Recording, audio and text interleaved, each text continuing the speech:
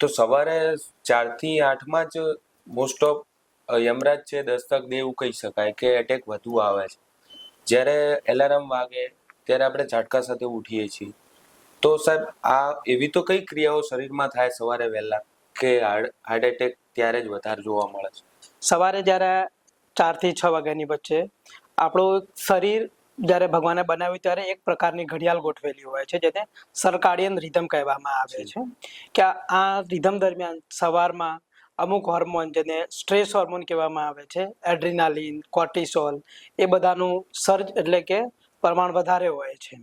Plus સવારે આપણે જ્યારે જાગીએ છીએ ત્યારે શરીર આખા દિવસના કાર્ય માટે સક્રિય થતું હોય છે.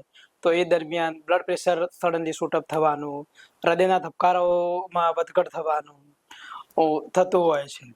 તો આવા જ્યારે અમુક દર્દીઓમાં કે જેમાં હૃદયની નસોમાં બ્લોકેજીસ હોય છે, જેમ કે 70-80-90% જેવું બ્લોકેજીસ, એવા દર્દીઓમાં આ ઝડપી થતા ફેરફાર એટલે કે સડનલી બ્લડ પ્રેશર વધી જવું, ધબકારાઓ વધઘટ થવા અને આ હોર્મોનનું સિક્રેશન થવું, એના લીધે ત્યાં જે સ્ટેબલ પ્લાક, જે કોલેસ્ટેરોલ કહીએ આપણે, એ જમા હોય છે, એની અંદર તિરાડ પડે છે, એટલે કે એ રપ્ચર થાય છે અને ત્યાં બ્લડનું ક્લોટિંગ થાય છે અને હાર્ટ એટેક આવતો હોય છે.